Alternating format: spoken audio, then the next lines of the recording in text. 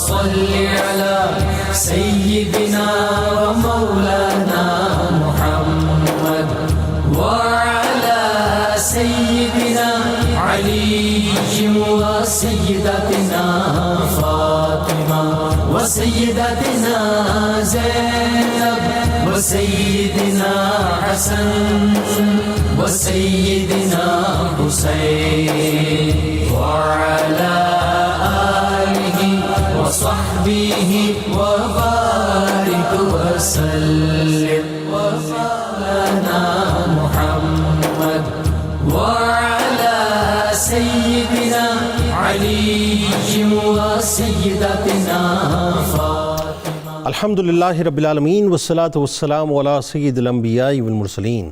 اللہم صلی علی سیدنا و مولانا محمد وعلی آلہ واصحابہ وبارک وسلم وصلی علیہ. دنیا کے تمام دیکھنے والوں کو، تمام چاہنے والوں کو، تمام پیار کرنے والوں کو، اور جہاں جہاں تک اس وقت میری آواز کو سنا اور مجھے دیکھا جا رہا ہے، جنید اقبال کی جانب سے انتہائی محبت کے ساتھ السلام علیکم.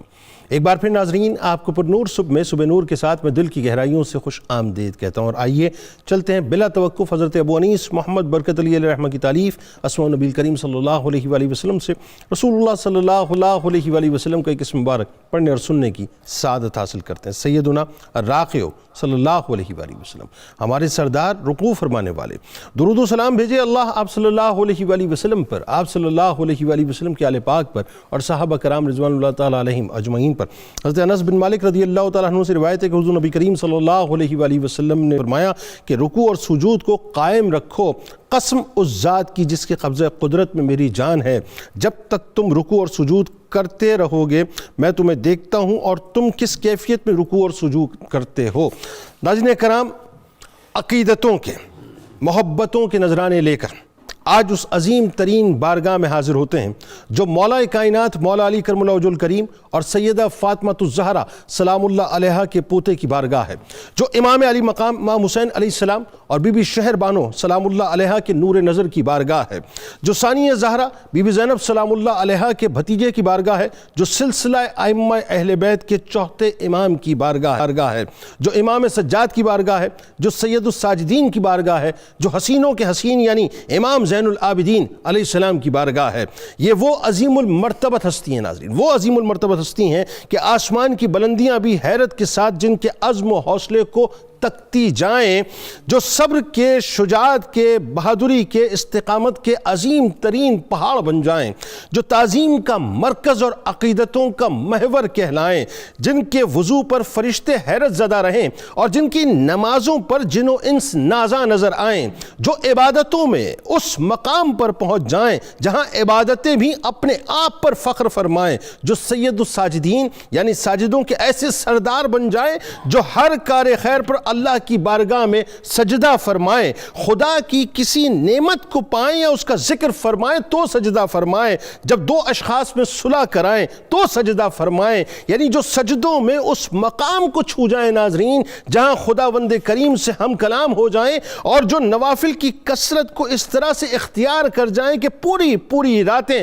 ان کے سامنے لمحوں میں سمٹ جائیں، جو سخاوت کی، فیاضی کی، داد رسی کی اس منزل پر پہنچ جائیں کہ مدینہ پاک کے سینکڑوں گھروں کی خاموشی کے ساتھ کفالت فرمائیں، نہ صرف کفالت فرمائیں بلکہ کفالت بھی ایسی فرمائیں ناظرین کہ خود اپنے مبارک پیٹھ پر راشن کے بوریے اٹھا کر مستحقین کے گھروں پر رات کی تاریکی میں پہنچائیں، جن کے مبارک چہرے کی نورانیت کا یہ عالم ناظرین کہ جب کسی کی نگاہیں آپ علیہ السلام کے چہرے پر ایک دفعہ پڑ جائیں تو بس اس کی نگاہیں فوراً ہی آپ علیہ السلام کے احترام میں جھک جائیں، جو اپنے اجداد سے ایسا فیض پائیں کہ علم و عمل کا مجمع البحرین بن جائیں. ناظرین کرام، سیدنا امام زین العابدین علیہ السلام خان وعدہ رسول صلی اللہ علیہ وآلہ وسلم کے وہ چشم و چراغ ہیں جو بچپن ہی میں تسلیم و رضا کی اس اعلیٰ منزل پر پہنچ جائیں کہ خواہش صرف قضا و قدر کے آگے سر جھکانے کی فرمائیں. یہ وہ مقدس ہستی ہیں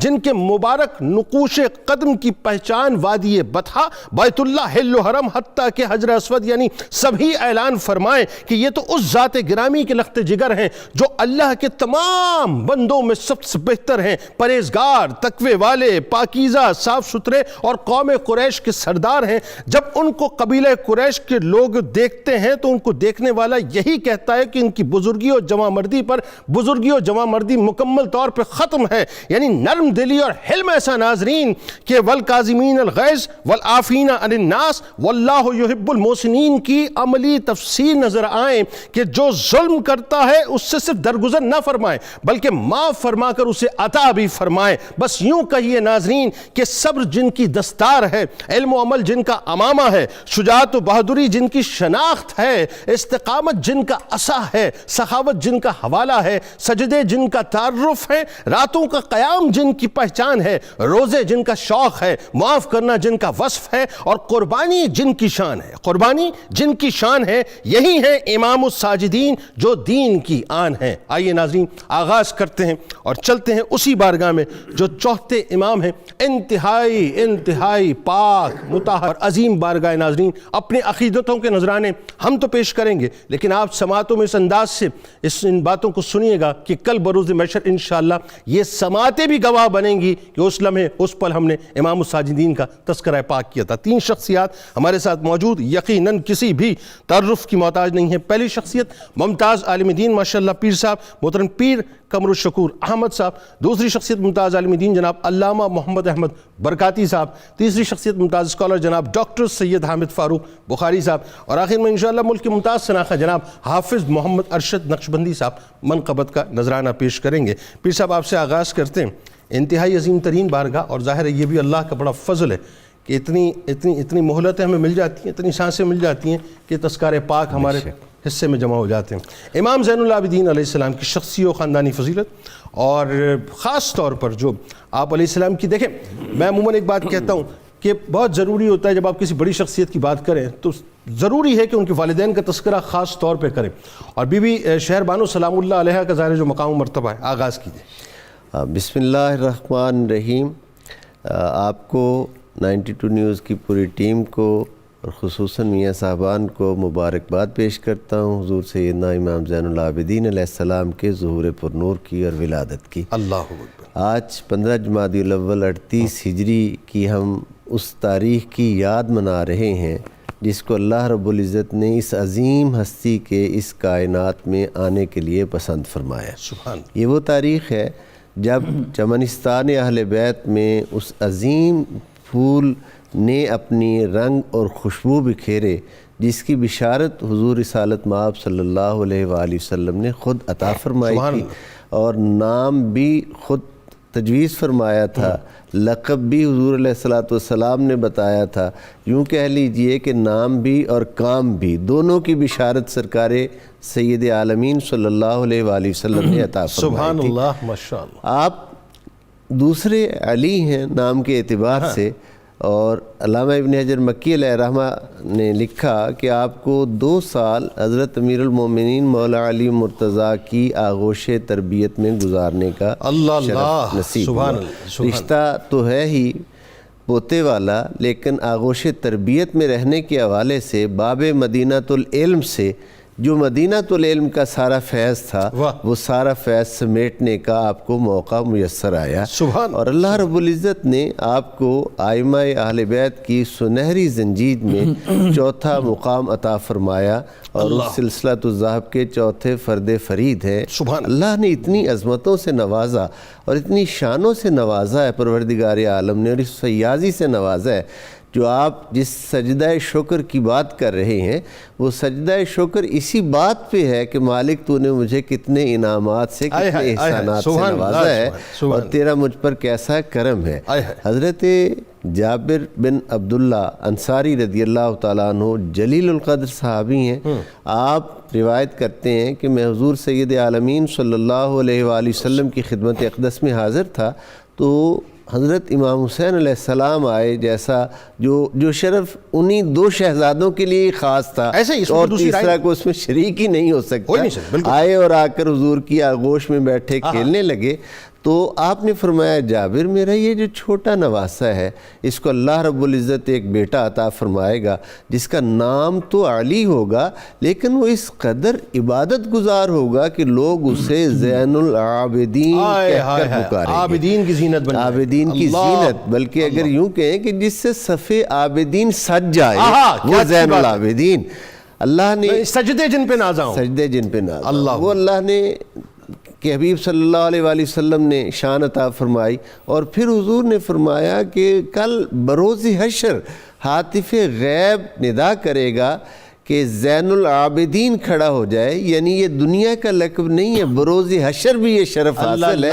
تو میرا یہ بیٹا لبیک یا ربی کہتے ہوئے یہ میدان حشر میں کھڑا ہو جائے گا. حضرت بی بی شہربانو والدہ ماجدہ ہیں آپ کی, جب حضور سیدنا عمر فاروق اعظم رضی اللہ تعالیٰ کے مبارک دور میں فارس فتح ہوا تو یہ آخری بادشاہ کی شہزادی ہیں, اور جس طرح کے جنگوں کا دستور تھا مفتوحہ علاقہ سے یہ مال غنیمت کے طور پر آئیں. تفصیل کچھ زیادہ میں صرف آپ کے حوالے سے بات کرتا ہوں کہ حضرت عمر فاروق رضی اللہ تعالیٰ نے فرمایا کہ شہزادی تو پھر شہزادے کے لیے ہے, چنانچہ حضرت امام حسین علیہ السلام کے حرم کی آپ زینت بنی. اور اس قدر دانا, اس قدر عظیم ہستی تھیں, اس قدر شخصیت آپ کی پروقار تھی کہ بعد میں کچھ عرصہ بعد کسی ایک کنیز نے کہا کہ آپ تو شاہی محل کی پروردہ تھیں, یہاں اہل بیت نبوت تو فقر اختیاری کے مالک ہیں, یہ تو دنیا سے تعلق ہی نہیں رکھتے, تو یہاں کی زندگی آپ کے لیے مشکل تو نہیں ہوگی. آپ نے اسے جھڑک کر کہا اے بڑی بدبخت اپنی زبان سنبھال, میں عالم کفر و شرک سے نکل کر امام الانبیاء والمرسلین کی بہو بن گئی.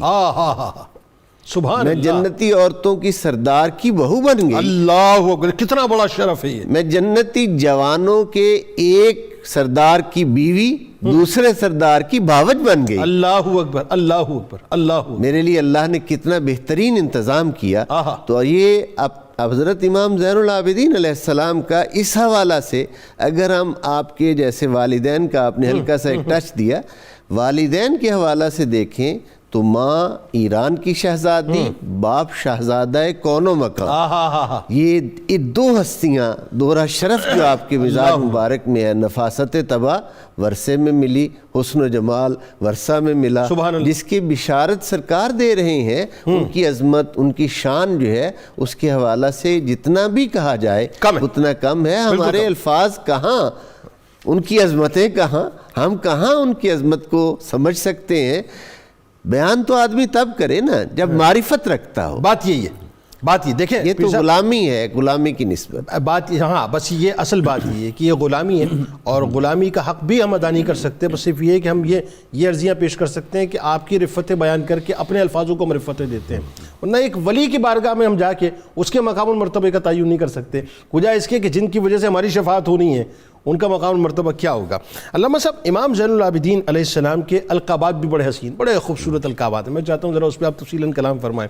اور ساتھ ساتھ ایک اور بات آپ دیکھیے کہ ایک خاص انتظام قدرت نے آپ کے لیے فرمایا, آپ کی تعلیم و تربیت کا, علمی حوالے سے بھی, روحانی حوالے سے بھی, اور کئی ہستیوں نے اس میں بڑا کردار ادا کیا. بتائیے ذرا. بسم اللہ الرحمن الرحیم.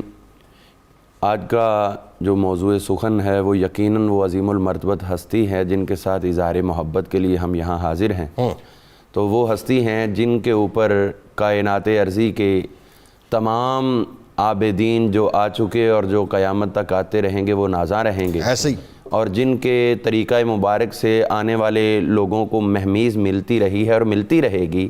عبادت کی طرف راغب ہونا, یہ در حقیقت بات یہ ہوتی ہے کہ القاب بعد میں شروع ہوتے ہیں زندگی کے, لیکن اس کا وقت اور دورانیہ پہلے ہوتا ہے. جب آدمی کوئی کام کر کر کے دکھاتا ہے تو پھر وہ اس لقب کا حقدار سمجھا جاتا ہے. تو اس بارے میں اگر یہ سمجھا جائے کہ جتنے بھی القابات تھے وہ سارے انہی ہستیوں کے رہین منت تھے جنہوں نے آپ کی تربیت میں اپنا کردار ادا کیا.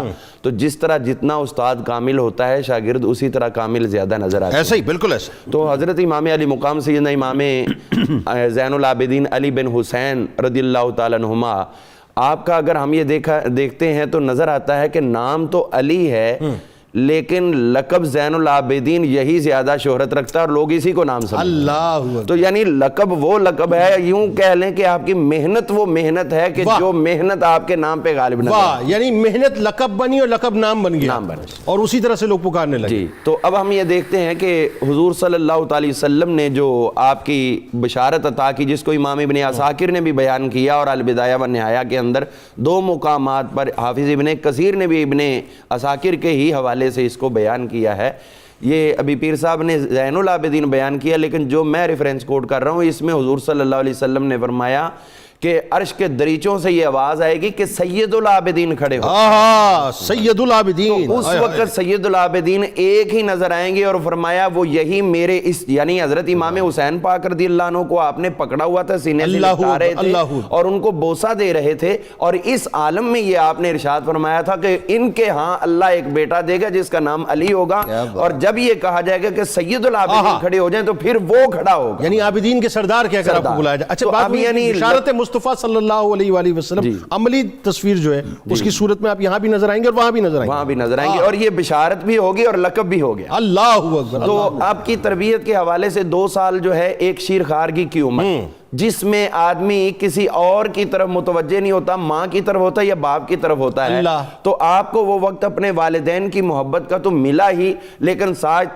تاجدار حل عطا حضرت مولا علی المرتضیٰ شیر خدا کی بھی خصوصی توجہ شامل حال رہی۔ اور پھر یہ تو تھا، اس حوالے سے ہم دیکھتے ہیں کہ وہ پوتا تھا جس کی بشارتیں ہیں اگر ہم لوگوں تک پہنچی حضرت جابر رضی اللہ عنہ دیگر کے توسط سے، تو مولا علی المرتضیٰ شیر خدا کی تو اپنی نگاہ کرم آنے والے وقت کیا دیکھیں گے، کیسے منتظر ہوں گے بھائی؟ آقا نے فرمایا ہے نا، اور پھر وہ بات نبوت کا فیضان بھی ملنا ہے اور ولایت کا فیضان بھی ملنا ہے، تو دونوں فیضان بھی منتظر ہیں کہ وہ آئیں تو فیضان شروع ہو۔ جی، اور پھر اس میں یہ دیکھا جائے تو اولاد حسینی نے جاری ہی انہی سے ہونا تھا، اللہ، اسی لیے امام حسین پاک رضی اللہ عنہ حضرت مولا علی کے سامنے جب جنگ میں سبقت لے جاتے، آگے بڑھتے، تو آپ روکتے، اس کو روکو، میری نسل تو انہی سے آگے چل رہی۔ سبحان اللہ۔ تو اسی طرح ہم دیکھتے ہیں حضرت امام حسن پاک رضی اللہ عنہ کے زیر تربیت بھی آپ کے 10 برس گزرے ہیں، ٹھیک ہے، حضرت مولا علی پاک رضی اللہ عنہ کے ساتھ اگر میں یوں کہوں 2 سال وہ اور 10 اور 2 12، یعنی یہ نہیں کہ مولا علی کر رہے ہیں تو امام حسن پیچھے ہٹ گئے، 12 سال ان کے، اور پھر ان کے بعد 61 ہجری تک جو مزید ہم شامل کرتے ہیں حضرت امام حسین پاک کے 2 وہ 10 یہ اور 10 مزید 22 برس تک حضرت امام علی مقام امام حسین پاک رضی اللہ عنہ کی تربیت فرمائی۔ یعنی پہلے 2 سالوں میں تینوں کی تربیت نظر آتی ہے، اگلے 10 سالوں میں 2 کی تربیت نظر آتی ہے، اور اگلے 10 سالوں میں سید الشہداء کی تربیت نظر آتی ہے۔ آپ کے ہم دیکھتے ہیں القاب جو ہمیں نظر آتے ہیں، حضور صلی اللہ علیہ وسلم نے جو ودیعتاً عطا کی ہے، وہ مشہور روایت جو امام طبرانی بیان کرتے ہیں کہ حضرت سیدہ فاطمہ الزہرا جب امام حسن حسین کو لے کر حاضر ہوئی تھی کہ حضور ان کو کچھ عطا فرمائے، تو آپ نے امام حسین کو 2 چیزیں دی تھیں، ان میں ایک شجاعت دی تھی، ایک سخاوت دی تھی، تو یہ دونوں چیزیں آپ کی ذات میں بدرجہ عطم نظر آتی ہیں۔ واہ سبحان اللہ۔ تو اس بارے میں آپ مزید دیکھیے کہ آپ زین العابدین اور سید العابدین کتنے ہیں۔ حضرت امام محمد باقر رضی اللہ عنہ آپ بیان فرماتے ہیں کہ ہمارے ہاں 500 کھجوروں کے درخت تھے، اور آپ ان میں سے ہر درخت کے پاس جا کر 2 رکعت نفل ادا کرتے تھے، کاؤنٹنگ ہوتی رہے، کوئی فرق نہ آنے پائے، کوئی یہ نہ تعداد میں کوئی کمی بیشی سمجھے، تو 1000 نفل آپ اس کے اندر اس کے ساتھ ادا کیا کرتے تھے۔ اور پھر اس کے ساتھ ساتھ جب بھی قرآن پاک کی کوئی آیہ کریمہ کی تلاوت ہوتی تو پھر اس پہ بھی سجدہ کرتے، یہ لقب سجاد تھا۔ اور یہاں تک کہ بیٹھے بیٹھے اللہ کی کوئی نعمت اچانک ذہن میں آتی تو پھر اللہ کا سجدہ شکر ادا کرتے۔ امین آپ اتنے بڑے تھے، امین بھی آپ کا لقب ہے۔ آپ خود فرمایا کرتے تھے کہ اگر میرے والد محترم کا قاتل مجھے تلوار دے دے، وہ والی جس سے میرے باپ کو شہید کیا ہے، اور وہ مجھے امانتاً دے دے، اس کے بعد وہ مجھ سے مانگے تو میں اپنے باپ کے شہید کیے جانے والی تلوار بھی اس کو واپس کر دوں۔ اللہ، اتنے بڑے آپ امین تھے۔ تو اسی طرح صفنات بھی آپ کا لقب ہے۔ آپ کے تمام اعضائے مبارکہ جو سجدوں میں لگتے ہیں ان کے اوپر جو ہے فیماؤم آثار سجود جو نظر آتے ہیں، وہ آپ کے گھٹنوں پہ، آپ کے ہاتھوں پہ، یہاں گٹے پڑ گئے تھے، یہاں زمین پہ رکھ رکھ کے، پیشانی پہ بھی آپ کے نشان تھے اور انگوٹھوں پر بھی نشانات لگے ہوئے تھے، یہ نشانات سجدوں کے تھے۔ تو بے شمار القاب ہیں آپ کے، کہاں تک بندہ بیان کرے، بات آگے بڑھاتے ہیں ڈاکٹر صاحب، آپ کی طرف آتے ہیں، آپ سادات ہیں ماشاءاللہ، اور ظاہر ہے جب آل پر آل گفتگو کرے تو پھر رنگ کچھ اور ہوتا ہے۔ ہم تو اب آج آپ کو سننا چاہیں گے بنیادی طور پہ اس حوالے سے، اور ظاہر ہے بزرگ شخصیات موجود ہیں۔ امام سجاد علیہ السلام کا زہد و تقوی اور آپ کی عبادات. ظاہر ہے جس کا حوالہ ابتدائی طور پہ تھوڑا سا آیا، لیکن میں چاہتا ہوں واقعات کی صورت میں ذرا اس پہ آپ گفتگو فرمائیں. بسم اللہ الرحمن الرحیم. جنید بھائی، آج ہم اس ہستی کا تذکرہ کر رہے ہیں کہ جو عابدین کے خاندان سے ہیں اور ساجدین کے خاندان سے ہیں. اللہ. اگر کوئی بندہ وہاں زین العابدین ہو جائے جہاں کوئی عبادت کرنے والا نہ ہو، یا سید الساجدین ہو جہاں کوئی سجدہ کرنے والا موجود اچھی بات آپ کر رہے ہیں. یہ وہ خاندان ہے جہاں مولا کائنات بھی موجود ہیں، حضرت امام حسن بھی ہیں، حضرت امام حسین بھی ہیں، جناب امام باقر بھی ہیں، جعفر صادق بھی ہیں، امام موسیٰ کاظم بھی ہیں، حضرت امام علی رضا بھی ہیں. ان ہستیوں کے ہوتے ہوئے اللہ رب العزت نے آپ کو زین العابدین کا لقب عطا فرمایا، کیونکہ سرور کائنات کی زبان سے نکلا ہے تو اس کا مطلب یہ ہے کہ اللہ نے عطا فرمایا ہے. وَمَا يَنْطِقُ عَنِ الْهَوَىٰ إِنْ هُوَ إِلَّا وَحْيٌ يُوحَىٰ. لہذا اللہ رب العزت نے آپ کو اس دنیا میں بھی زین العابدین بنایا ہے اور آخرت میں بھی زین العابدین بنایا ہے اور سید الساجدین بنایا ہے. زین العابدین کے اعتبار سے اگر ہم غور کریں تو یہ وہ ہستی ہے جس نے ایک نظریہ عبادت بھی دیا ہے. یعنی آپ نے عبادت کر کے بھی دکھائی ہے، ایک نظریہ بھی دیا ہے. آپ ارشاد فرمایا کرتے تھے انی اکرہ ان اعبد اللہ ولا غرض لی الا ثوابہ. آپ کہتے ہیں میں یہ ناپسند کرتا ہوں کہ میں اللہ کی عبادت صرف ثواب کی غرض سے کروں، ثواب کی نیت سے کروں. اگر میں ایسا کروں گا فَأَكُونَ كَالْعَبْدِ الطَّامِ، تو پھر تو میں ایک لالچی بندہ بن جاؤں گا، تو میں ثواب کی غرض سے نہیں کرتا. وَإِنِّي أَكْرَهُ أَنْ أَعْبُدَ اللَّهَ لِخَوْفِ عَذَابِهِ، اور یہ بھی ناپسند کرتا ہوں کہ عذاب کے خوف سے اللہ کی عبادت کروں. اگر ایسا کروں گا فَأَكُونَ كَالْعَبْدِ السُّوءِ، پھر میں عبد سو بن جاؤں گا.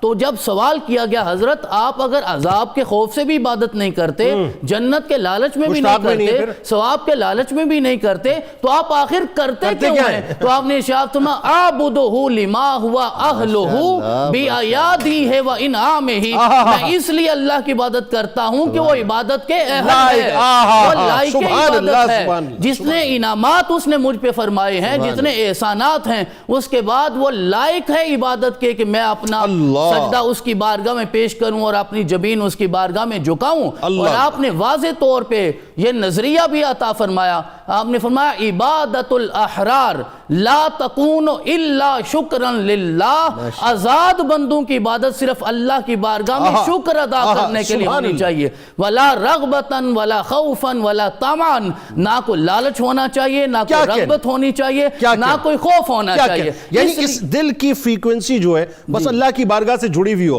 اب بیچ میں کسی قسم کا لالچ کا عنصر نہیں ہونا چاہیے. اسی لیے اللہ رب العزت نے آپ کو زین العابدین بنایا ہے کہ آپ نے ایک ایک سجدہ صرف اس لیے کیا کہ وہ لائق عبادت ہے. جنید بھائی ہمیں یہ سمجھنا چاہیے وہ لائق عبادت ہے، محتاج عبادت نہیں ہے. ہم سجدہ کریں یا نہ کریں اس کی ربوبیت فرق نہیں پڑتا. ہاں اگر کرنا نصیب ہو جائے تو اس کے سوا کوئی اور لائق نہیں ہے کہ معبود بنایا جائے. یہ حضرت امام زین العابدین اچھا نظریہ آپ نے دیا عبادت. تو آپ کے صاحبزادے، آپ کے جانشین ابو جعفر حضرت امام باقر علیہ السلام، آپ ان کی جب عبادت اور خشوع اور خضوع کو بیان فرماتے ہیں، آپ کہتے ہیں میں نے والد محترم کو عبادت کرتے ہوئے دیکھا اور آپ ایسے عبادت کرتے تھے. کان علی بن الحسین اذا قام فی الصلاۃ، علی بن حسین امام زین العابدین جب نماز میں کھڑے ہو جاتے کأنہ ساق شجرۃ، ایسے ہو جاتے جیسے درخت کا خشک تنا ہوتا ہے. آپ ایسے خشوع خضوع کی کیفیت میں اللہ کی بارگاہ میں حاضر ہو جاتے. لا یتحرک منہ شیئا الا ما حرکت الریح منہ، تو جس طرح اس تنے کو صرف ہوا حرکت دیتی ہے آپ اسی کیفیت میں اللہ کی بارگاہ میں حاضر ہو جاتے اور عبادت کیا کرتے تھے. ابن حبان کے الثقات کو پڑھ لیجئے، امام مزی کی تہذیب الکمال کو پڑھ لیجئے، اور میں جناب سعید بن مسیب کا، کیونکہ وہ تابعی ہیں اور آپ کے ہم اثر ہیں، آپ سے پوچھا گیا کہ ذرا یہ بتائیے کہ آپ کے زمانے میں سب سے بڑا عبادت گزار کون ہے؟ تو آپ نے فرمایا میری آنکھوں نے علی بن حسین سے بڑا عبادت گزار کسی اور نہیں دیکھا.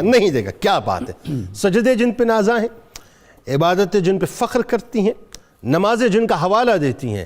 کیا کہوں ناظرین، بس ان کی شان میں کیا بیان کیا جائے کہ آج اللہ کرے، اور یقیناً میرا یقین ہے اس بات پہ، ہم گفتگو کر رہے ہیں، وہ سماعت کر رہے ہیں. آئیے سرکار علیہ السلام کی بارگاہ میں درود پاک کا نذرانہ پیش کرتے ہیں، اور جب لوٹیں گے تو آپ کو بتائیں گے کہ آج بہت ضرورت ہے ناظرین، بہت ضرورت ہے اہل بیت کے اخلاق کریمانہ کچھ سمجھنے کی.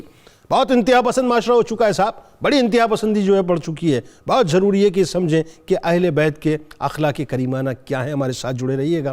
درود پاک پیش کرتے ہیں. اللهم صل على سيدنا ومولانا محمد وعلى سيدنا علي وسيدتنا فاطمة وسيدتنا زينب وسيدنا حسن وسيدنا حسين وعلى آله وصحبه وبارك وسلم وبارك.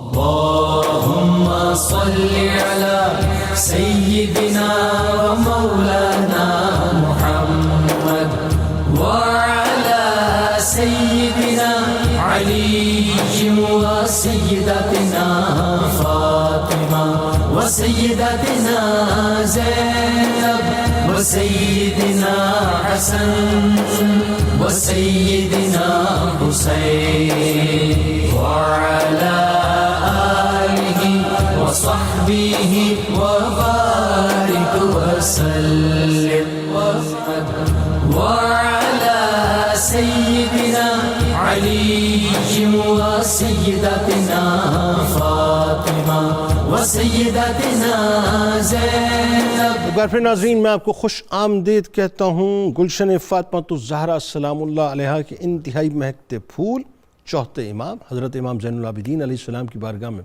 ہدیہ عقیدت پیش کر رہے ہیں. آپ کے اقوال بھی ایسے ہیں صاحب کہ اگر کسی ایک قول کو ہم اٹھا لیں, کسی ایک قول کو, ناظرین زندگی سنور جائے. توجہ سے سنیے کہ کیا فرماتے ہیں. فرماتے ہیں کہ جو اللہ کے دیے ہوئے پر قناعت کر لے, قناعت اختیار کر لے, وہ لوگوں میں سب سے غنی آدمی ہوگا. آج قناعت نکل گئی ہے ناظرین ہماری زندگی سے.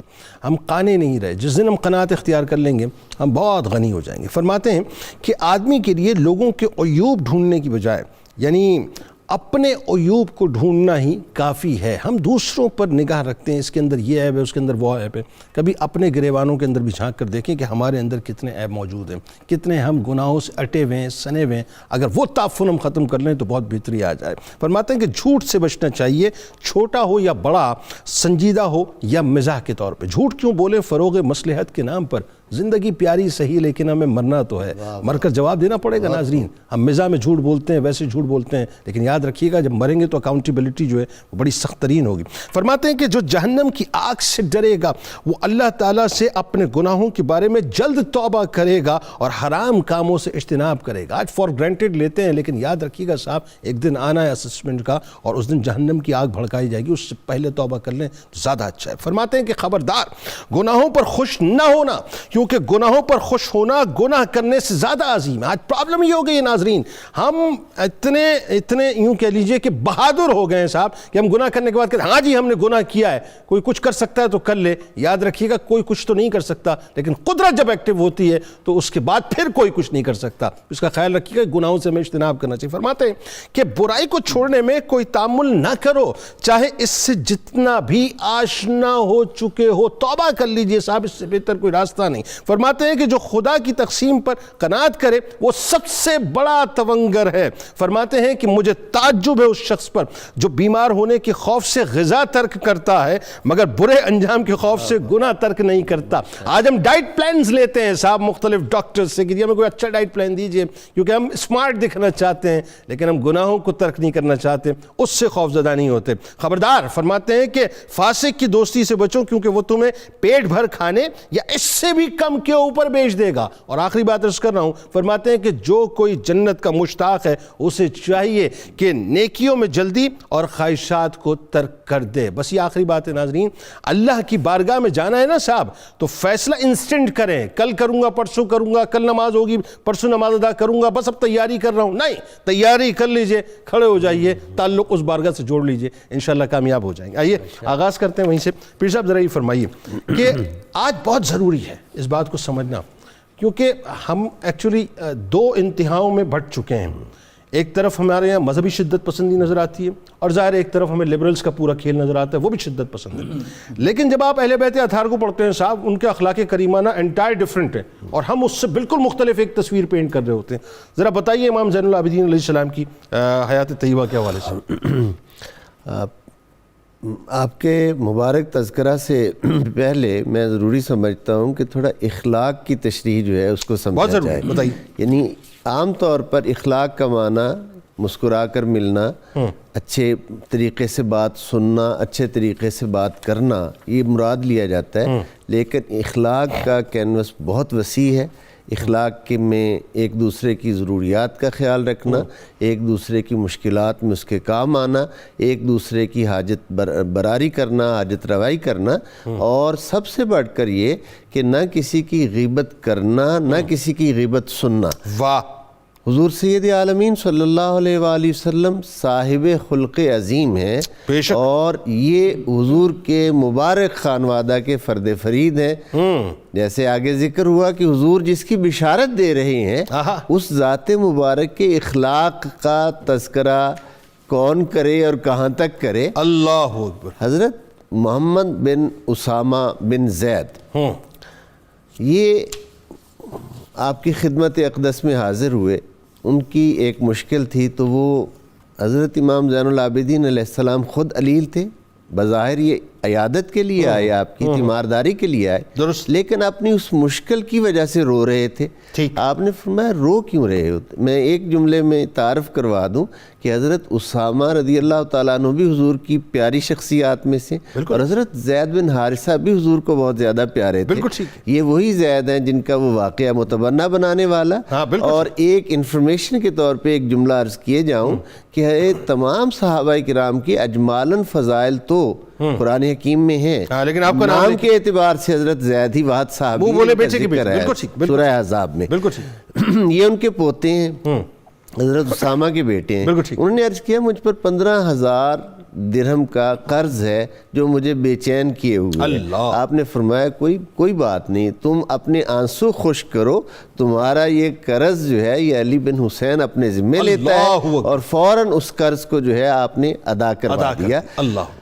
ایک بہت بڑا شخص جس کے جرائم کی فہرست بہت طویل ہے، مروان بن حکم.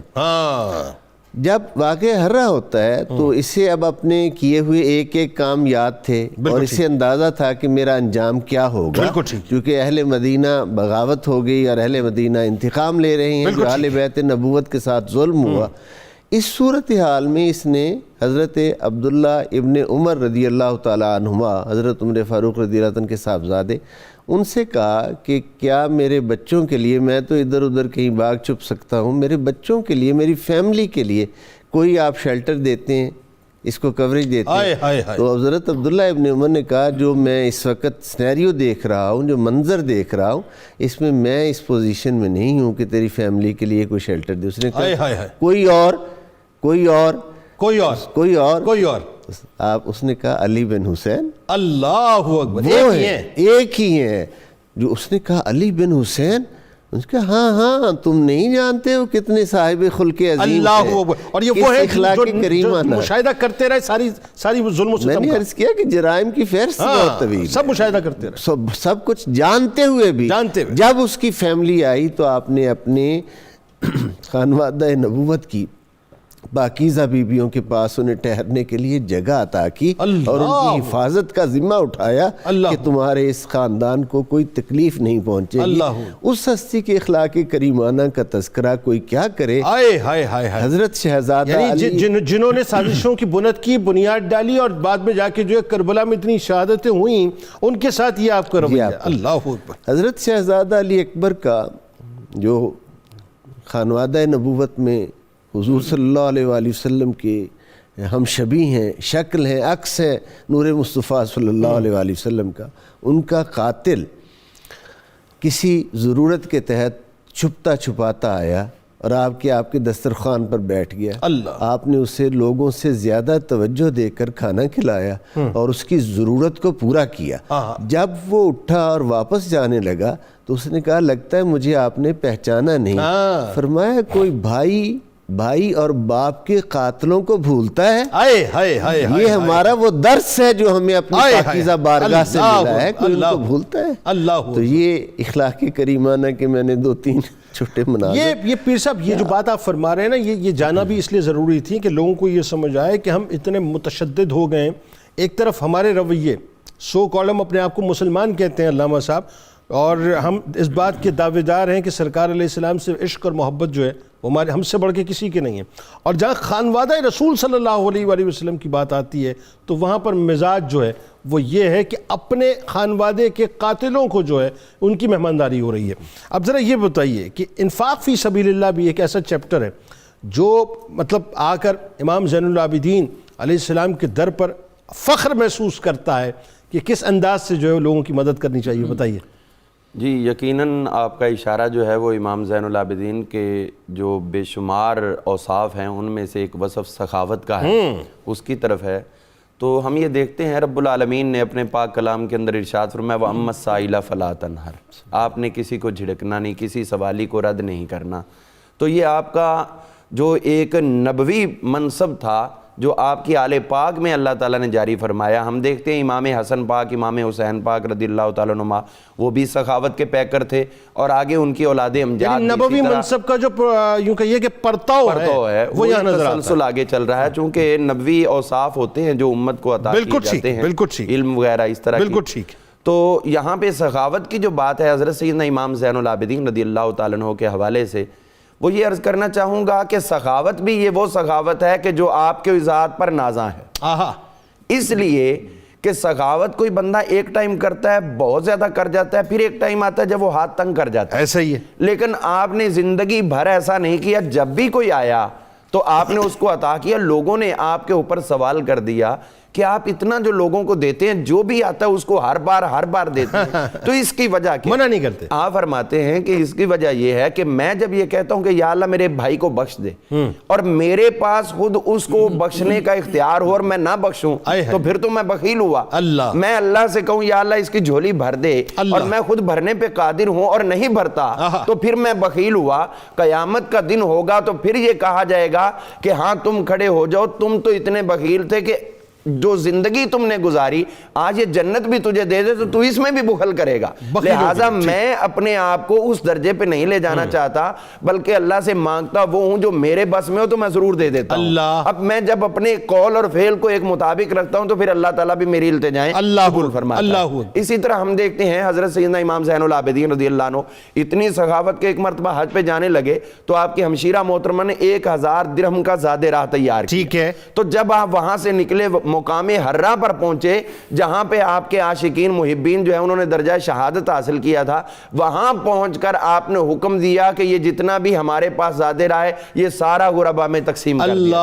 تو یعنی خود خالی ہاتھ جا رہے ہیں. یعنی زاد راہ جس کی ضرورت بے انتہا, جو نیسیسٹیز میں سے ہے نا, بالکل مطلب اس کے بغیر چارہ نہیں ہے, وہ بھی آپ نے اللہ کی راہ میں خرچ کر دیا. آپ ایک مرتبہ کچھ سامان اٹھایا ہوا لے کے جا رہے ہیں, امام زہری ملے تو وہ کہنے لگے کہ یہ میرا غلام ہے, آپ اس کو دے دیں گے اٹھا لے گا. فرمایا یہ میرے سفر کا سامان ہے تو مجھے اٹھانے میں کوئی حرج نہیں. تو انہوں نے کہا کہ اگر آپ غلام کو نہیں اٹھواتے تو مجھے دے دیں, میں اٹھا لیتا ہوں. فرمایا تمہیں اللہ کا واسطہ یہاں سے چلے جاؤ, جب میں نے اپنا سامان خود استعمال کرنا تو اس کو اٹھانے میں مجھے کیا قباحت ہے. جب 2-4 دن گزرے تو امام زہری نے پوچھا جی آپ تو سفر کا تذکرہ کر رہے تھے اور یہ آپ ابھی تک ادھر پھر رہے ہیں, وہ سامان سفر کا جمع کر رہے تھے. آپ مسکرائے. فرمایا وہ سفر نہیں بلکہ سفر آخرت مراد ہے.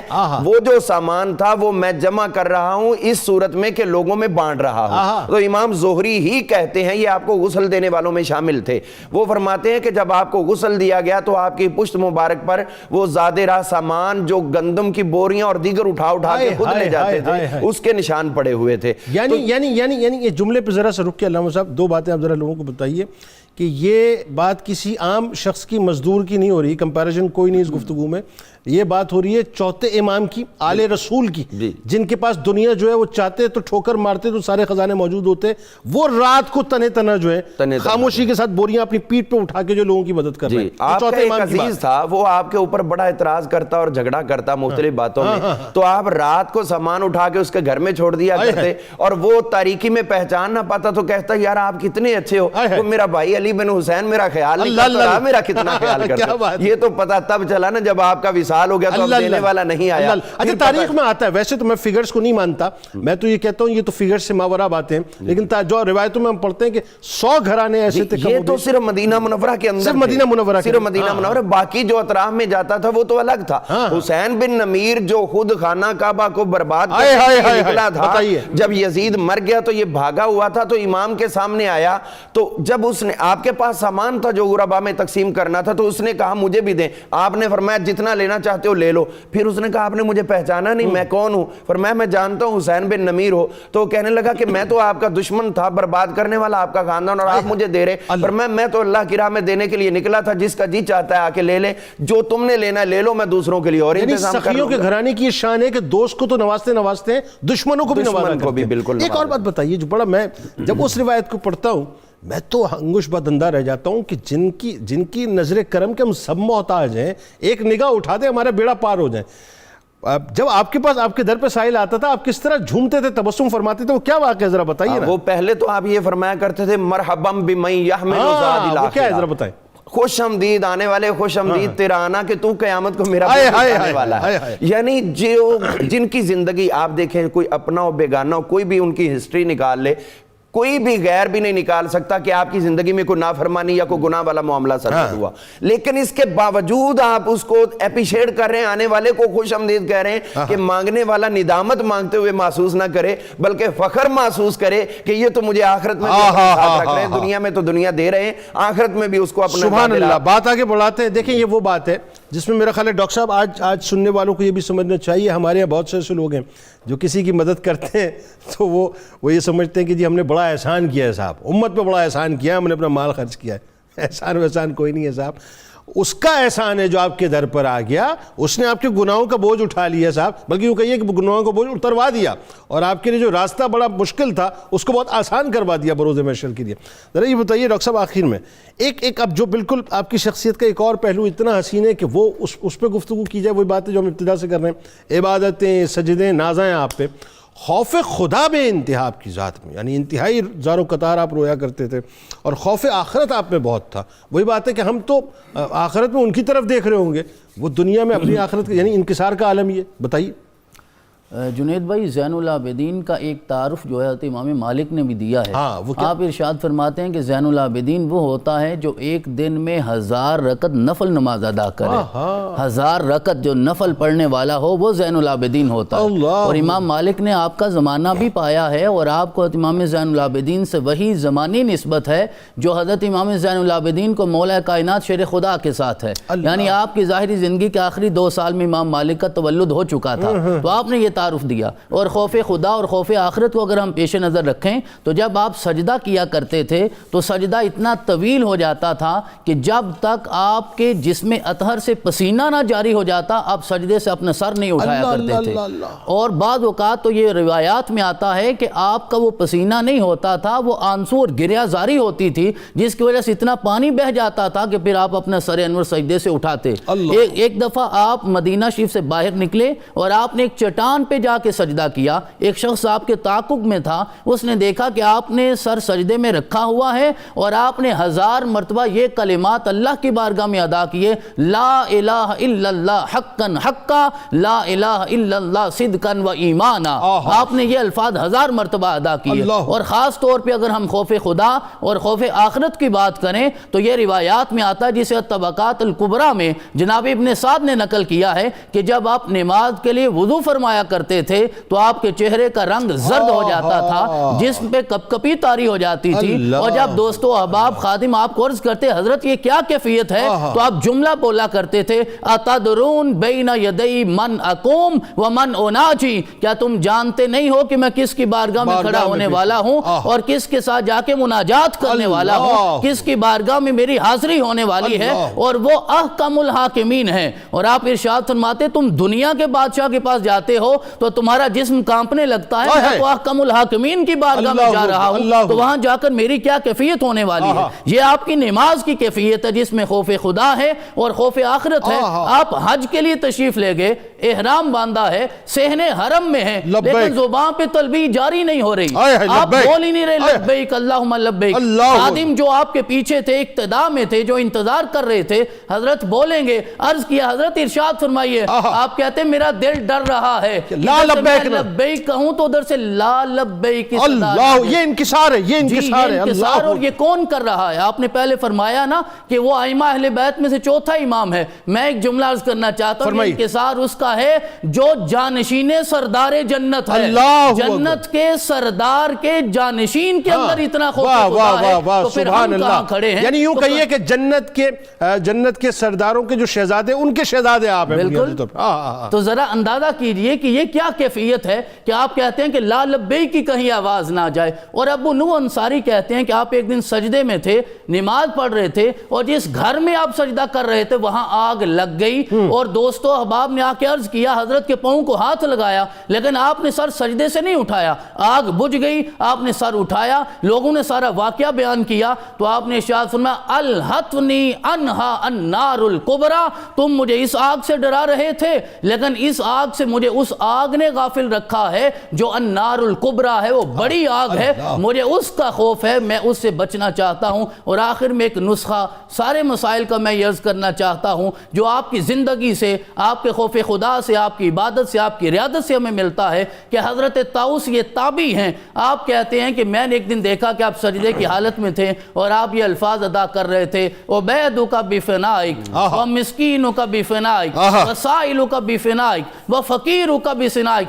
کہنے لگے مولا تیرا یہ چھوٹا سا بندہ، اس میں تصویر ہے نا عبد کی عبید، یہ تیرا چھوٹا سا بندہ تیرے گھر میں حاضر ہے، یہ مسکین، یہ فقیر، اس کی حاضری کو اپنی بارگاہ میں قبول کر لے۔ ناظرین کرام، جاتے جاتے میں دنیا کے تمام مسلمانوں سے ایک سوال چھوٹا سا کرنا چاہتا ہوں، اور وہ سوال میں آپ سے نہیں کرنا چاہتا، میری بات کو ذرا توجہ سے لے لیجئے گا۔ وہ سوال میں چاہتا ہوں کہ آپ اپنے آپ سے کریں، اپنے آپ سے یہ کریں کہ بی بی فاطمہ الزہرا سلام اللہ علیہا کے گلشن کے پھول ہیں، چوتھے امام ہیں، اللہ نے کیا مقام عطا کیا کہ جن کی آمد کی بشارت سرکار علیہ السلام فرمائے۔ ختم ہو گئی نا بات ناظرین، یعنی مقام جہاں پہ آ کے ہاتھ جوڑ کے کھڑے ہوں، یا مقامات آ کے جو ہے ہاتھ جوڑ کے کھڑے ہوں جن بارگاہ میں، وہ بارگاہ وہ ہے ناظرین۔ اب ذرا سوچئے کہ خوف خدا کا عالم یہ ہے کہ وضو فرمائیں تو زارو قطار روئیں، نماز ادا کریں تو زارو قطار روئیں، چہرہ زرد پڑ جائے، اس خوف کے ساتھ یہ ہمیں بتلانے کے لیے بنیادی طور پہ کہ کل بروز محشر میری نجات ہوگی کہ نہیں ہوگی۔ ہم کس بات پہ فخر کیے بیٹھے ہیں صاحب؟ گناہوں میں مکمل طور پہ غرق ہو چکے ہیں، اسفل السافلین کی کالی گھاٹیوں میں غرق ہو چکے ہیں، مکمل طور پہ اٹے ہوئے ہیں گناہوں میں، اس کے بعد بھی اس بات پر فخر ہے کہ ہماری اکاؤنٹیبلٹی نہیں ہوگی۔ بہت سخت ہوگی ناظرین، بہت سخت ہوگی، لہٰذا اکاؤنٹیبلٹی ہونے سے پہلے اپنی اکاؤنٹیبلٹی شروع کر دیجیے۔ کتاب الشفا، جو شخص رنج و غم کے نجات کا وظیفہ آپ کو بتاتے ہیں، جو شخص نماز عشاء کے بعد سورہ یوسف کی آیت نمبر 68 روزانہ 300 بار پڑھنے کا معمول بناتا ہے تو اللہ تعالیٰ اس کو ہر قسم کی فکر اور رنج و غم سے دور فرما دیتا ہے۔ حضرت امام زین العابدین علیہ السلام کا قول مبارک انسان کی اصلاح کے لیے اتنا ہی کافی ہے کہ لوگوں کے عیوب ڈھونڈنے کی بجائے اپنے اعمال پر نظر رکھے۔ روزنامہ 92 نیوز میں مضمون ضرور پڑھیے گا امام زین العابدین علیہ السلام کے حوالے۔ ٹویٹر پہ ہمیں ضرور فالو کیجئے، فیس بک پیج کو لائک کیجئے، یوٹیوب چینل کو سبسکرائب کر کے بیل آئیکن کو کلک کیجئے گا۔ ملک کے ممتاز شناخواہ جناب حافظ محمد ارشد نقشبندی صاحب ہمارے ساتھ موجود ہیں۔ السلام علیکم، خوش آمدید۔ آپ سے انشاءاللہ منقبت سنیں گے، اس دعا اس امید اس یقین کے ساتھ اجازت دیں، لا یؤمن احدکم حتی اکون احب الیہ من والدہ وولدہ والناس اجمعین۔ اللہ تعالیٰ آپ کا، ہمارا، ہم سب کا، پاکستان کا اور امت مسلمہ کا حامی و ناصر و آمین۔ پاکستان کا مطلب کیا؟ لا الہ الا اللہ محمد رسول اللہ صلی اللہ علیہ وسلم۔ جناب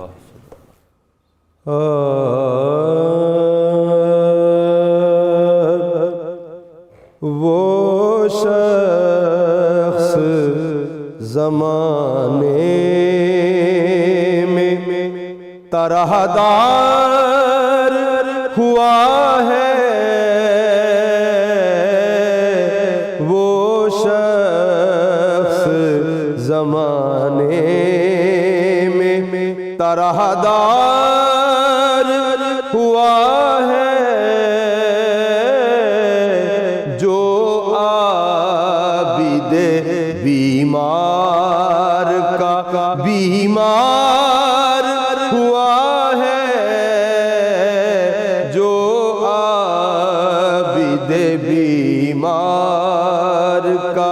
بیمار ہوا ہے وہ شخص زمانے میں، وہ آل محمد کا وفادار ہوا ہے، وہ آل محمد کا وفادار ہوا ہے، جو سید سجاد کا حبدار ہوا ہے، جو سید سجاد کا حبدار ہوا ہے۔ زینب ہے رواں جس کی قیادت میں سوئے شام، زینب ہے رواں جس کی قیادت میں سوئے شام، مولا وہ میرا قافلہ سالار ہوا ہے، مولا وہ میرا قافلہ۔ یا ایتھا النفس کا جو راز ہے سمجھا، یا ایتھا النفس کا جو راز ہے سمجھا، سجاد ہی وہ صاحب اسرار ہوا ہے، سجاد ہی وہ صاحب، اور پہچان کے دشمن کو پلاتا ہے جو پانی، ایسا بھی کوئی صاحب کردار ہوا ہے، ایسا بھی کوئی صاحب، ایک پاؤں کی زنجیر کو گردن میں پیرو کر، ایک پاؤں کی زنجیر کو گردن میں پیرو کر، حسنین بھی ایک صاحب دستار ہوا ہے، وہ شخص زمانے میں طرحدار ہوا ہے، جو عابد بیمار کا بیمار ہوا ہے۔